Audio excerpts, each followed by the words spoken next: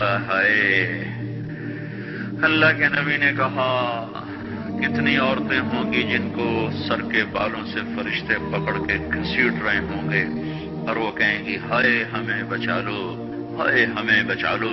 اور کتنے مرد ہوں گے جن کے جبڑوں میں ہاتھ ڈال کر فرشتے ان کو گھسیٹ رہے ہوں گے، وہ کہیں گے ہائے ہمیں بچا لو، ہائے ہمیں بچا لو۔ تو اس وقت اللہ کہے گا اولم نعمرکم ما یتذکر فیہ من تذکر وجاءکم النذیر، میرے بندے یہ چند آنسو دنیا میں بہا لیتا، جو آج تو کر رہا ہے تو ہائیاں دے رہا ہے، یہ تو دنیا میں دے لیتا تو آج اپنے رب کی رحمت کو دیکھتا۔ تجھے بتانے والے بھی آئے تھے، تمہیں سمجھانے والے بھی آئے تھے، لیکن تو مذاق اڑاتا رہا، تو ان کے ساتھ مستیاں کرتا رہا۔ آج دیکھ ایمان والے کتنے اونچے جا رہے ہیں، جنہوں نے مجھے راضی کیا وہ کتنی بلندیوں کا سفر کر رہے ہیں، اور ان کے ساتھ میں کیا کرنے لگا۔ یہ کامیابی اس کو ملے گی جو اپنا سب کچھ اپنے اللہ پر لگا دے گا، وہ اپنا سب کچھ اللہ کے محبوب صلی اللہ تعالی علیہ وسلم کے طریقے پر لگا دے گا۔ یہ کامیابیاں اس کا مقدر ہیں۔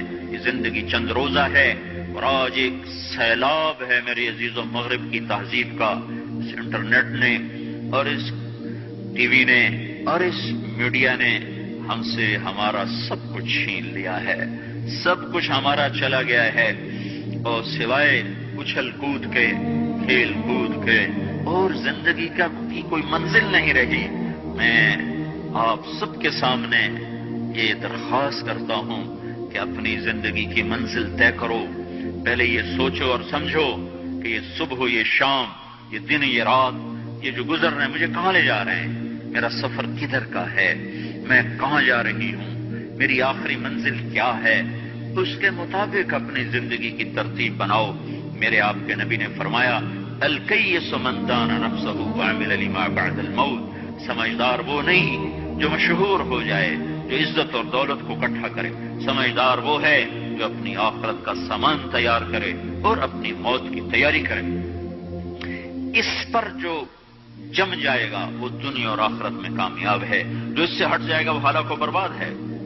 فرعون جیسا ظالم بادشاہ جس نے بچے ذبح کر دیے، اس کے دربار میں اس کے بیٹی کی ایک خادمہ تھی، باندھی تھی، اس نے چپکے کلمہ پڑھ لیا، وہ مسلمان ہو گئی، وہ ایمان لے آئی۔ ایمان ایسی دولت ہے جو چھپے نہیں چھپتا، وہ نظر آتا ہے، جہاں نظر آتا ہے وہاں روشنیاں پھیل جاتی۔ میں جب سے کالج چھوڑا میں کبھی ہوٹلوں میں نہیں گیا۔ یہ 5 اسٹار ہوٹل کا اس وقت ہم جایا کرتے تھے جب کوئی وہاں جانے کا نام نہیں لیا کرتا تھا۔ چھوٹی عمر میں لاہور چلے گئے، ماں باپ جیب میں پیسے ڈال دیتے تھے، وہ سمجھتے تھے پڑھ رہے ہیں، ہم کچھ اور کاموں میں ہوتے تھے۔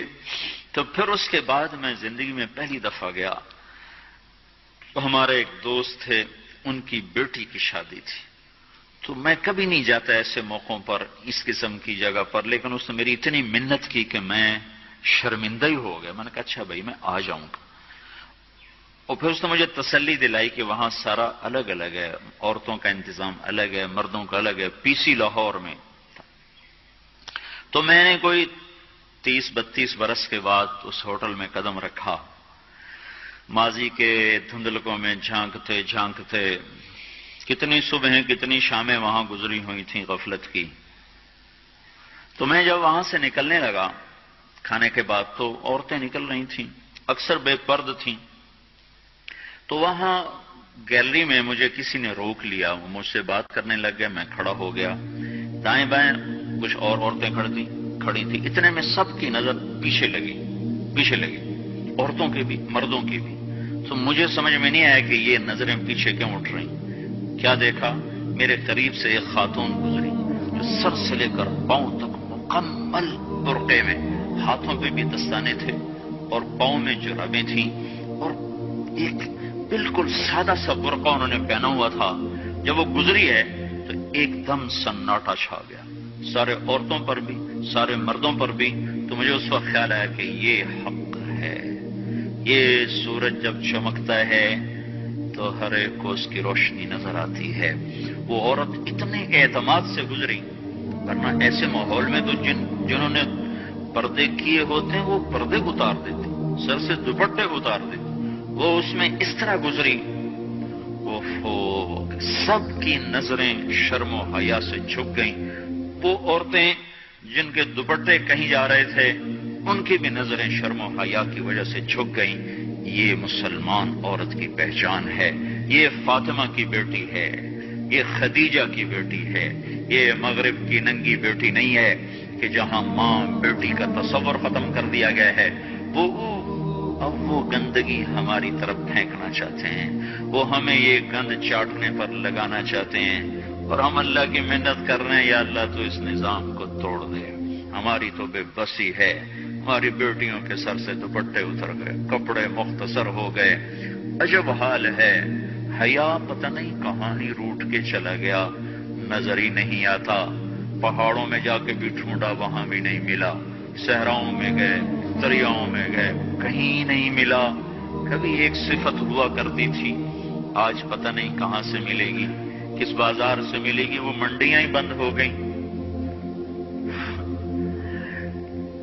جس قوم کی بچیاں ناچ گانے کو اپنا شعار اور شوق بنا لیں، ان کی نسل سے اب خالد بن ولید نہیں پیدا ہو سکتے، ناچنے والے ہی پیدا ہوں گے۔ محمد بن قاسم نہیں پیدا ہو سکتے، طارق بن زیاد نہیں پیدا ہو سکتے۔ یہ جلسے جلوس نکل رہے ہیں نا توہین رسالت پر، تو مجھے اس پر اور رونا آ رہا ہے کہ یہ دیوانے کیا کر رہے ہیں، اپنی دکانیں جلا رہے ہیں، اپنے ہی گھر جلا رہے ہیں، غریب لوگوں کے موٹر سائیکل جلا رہے ہیں۔ مجھے صلاح الدین یاد آیا، میں بہت رویا۔ وہ بھی کسی ماں کا جنا ہی ہوا تھا۔ اس کے زمانے میں کرک، ایک ہمارے پاکستان میں کرک ہے، ایک اردن میں کرک ہے، اونچی پہاڑی پر وہ شہر ہے، بڑا دشوار قلعہ ہے۔ اس پر ایک حکمران تھا عیسائی، اس کا نام تھا ریجنالڈ۔ تو کرک کے قریب سے قافلے گزرتے تھے حج کے، تو اس نے ایک دفعہ حاجیوں کے قافلے پہ حملہ کیا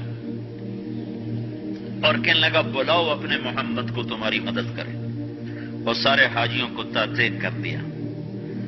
اور دوسری دفعہ اس نے بحری بیڑا تیار کیا اور مدینے پر حملہ کرنے کے لیے وہ بندرگاہ تک پہنچا ینبو کی، لیکن موسمی حالات سازگار نہ تھے تو واپس ہو گیا۔ تو حطین کی لڑائی ہوئی ہے فلسطین میں، جس میں سارا یورپ اپنی طاقت کے ساتھ میدان میں اترا تھا، اور ادھر تنہا صلاح الدین ایوبی رحمت اللہ علیہ اکیلا اس لشکر سے ٹکرایا تھا، اور انہیں اس میں ساری رومن امپائر کو شکست ہوئی تھی، تو بڑے بڑے بادشاہ اس میں گرفتار ہوئے، تو اس میں ریجنالڈ بھی گرفتار ہو کے آیا۔ تو کوئی 12 بادشاہ تھے ریاستوں کے جو سامنے اس کے پیش کیے گئے، تو پیاس کی شدت سے سب کا برا حال تھا، تو صلاح الدین نے سب کو پانی پیش کیا، ریجنالڈ کو نہیں پیش کیا۔ تو یروشلم کا جو بادشاہ تھا ہمفرے، اس نے اپنا پانی بچا کے اس کو دیا۔ تو صلاح الدین نے کہا یہ پانی تو دے رہا ہے، میں نہیں دے رہا ہوں۔ اسلام میں یہ ہے جب کسی کو پانی پلا دو تو اس پہ تم ہاتھ نہیں اٹھا سکتے، یہ امن کی نشانی ہے۔ تو صلاح الدین نے فوراً اسے کہا یہ پانی تو نے دیا، میں نے نہیں دیا۔ تو پھر انہوں نے ریجنالڈ کو اسلام کی دعوت دی کہ تو مسلمان ہو جا، میں تجھے دعوت دیتا ہوں۔ اس نے انکار کر دیا، کہا میں نہیں ہوتا۔ تو انہوں نے کہا میں نے تیرے قتل کی 2 دفعہ قسم کھائی تھی، ایک جب تو مدینے پہ حملہ آور ہوا تھا تو میں نے قسم کھائی تھی میں تجھے اپنے ہاتھوں سے قتل کروں گا، اور دوسری دفعہ جب تم نے حاجیوں پہ حملہ کر کے کہا تھا بلاؤ محمد کو، تو میں نے قسم کھائی تھی کہ مجھے اللہ نے موقع دیا تو میں اپنے ہاتھ سے تیری گردن اڑاؤں گا۔ آج محمد کا ادنا غلام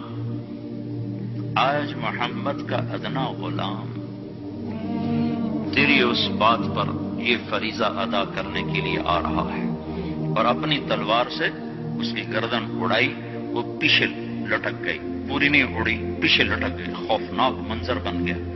تو سارے بادشاہوں پہ کپ کپی طاری ہو گئی۔ تو صلاح الدین فرمانے لگے ہمارے مذہب میں یہ نہیں ہے، بادشاہوں کے ساتھ ہم بادشاہوں جیسا ہی سلوک کرتے ہیں، پر یہ حدود سے آگے چلا گیا تھا۔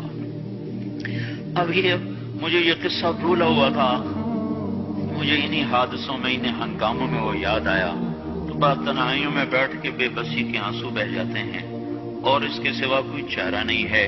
ہماری ساری نسل موسیقی میں ڈوب چکی ہے۔ جو بدن سرتال پہ تھرکتے ہوں، جو بدن موسیقی کے اوپر ہلتے ہوں، رقص میں آتے ہوں، ان پہ کانٹے ہی اگیں گے، ان پہ صلاح الدین کا پھول نہیں اگ سکتا، ان میں محمد بن قاسم کے پھول نہیں اگ سکتے۔ پانچ ہو گئی ہے ہماری نسل، اور یہ یورپ کا سحر جو چل گیا ہے، ہماری بے بسی ہے، ہماری بے بسی ہے۔ میں تو بس منت ہی کروں گا، اپنے آپ کو پہچانو، اپنی ہستی حیثیت کو پہچانو، اپنی نسبت بدلو۔ تمہاری نسبت یورپ کے ساتھ ہو کے اگر موت آئی بے قیمت ہو جائیں گے۔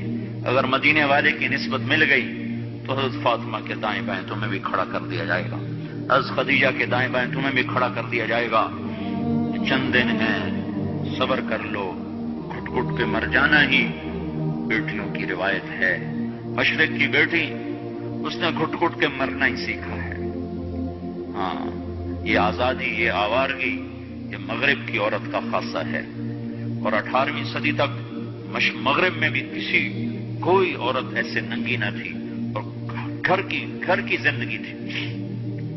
1792 میں لندن میں ایک عورت تھی، میری والسٹون کرافٹ، اس نے آزادی نسواں پر سب سے پہلے کتاب لکھی تھی کہ عورتوں کو آزاد کیا جائے۔ اس آزادی کا زہر ہے جو آج بھرا ہوا ہے۔ پھر اسی لندن میں 1792 1998 200 سال گزرے کہ اسی انگلینڈ کا سروے کیا گیا، عورتوں سے پوچھا گیا تم گھریلو خاتون بن کے رہنا چاہتی ہو جو اسی طرح جیسے آج زندگی ہے؟ 98% عورتوں نے کہا ہم گھر کی خاتون بن کے رہنا چاہتی ہیں، لیکن ہمیں خاوند میسر نہیں ہے، ہمیں بوائے فرینڈ ملتے ہیں جو ٹشو پیپر کی طرح مسل کے ہمیں پھینک دیتے ہیں۔ تو اس غلاظت کا انہیں بھی پتہ چل چکا ہے، لیکن اب وہ نکل نہیں سکتے۔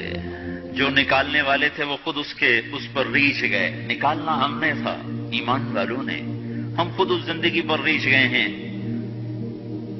اپنے آپ کو نکالو اس دلدل سے۔ ہماری بیٹی کی عزت یہ نہیں ہے کہ وہ زینت محفل بن کے بیٹھی ہو، ہماری بیٹی کی عزت یہ ہے کہ اس کا ناخن بھی نظر نہ آئے۔ ہماری معراج یہ نہیں ہے کہ وہ اسٹیج پہ ناچ رہی ہو، ہماری معراج یہ کہ وہ رات کی تنہائی میں قرآن کے سامنے بیٹھ کے رو رہی ہو۔ مجھے یاد ہے بچپن میں ہم چھوٹے چھوٹے تھے، ہمارے باپ ہمیں زبردستی مسجد لے جایا کرتے تھے،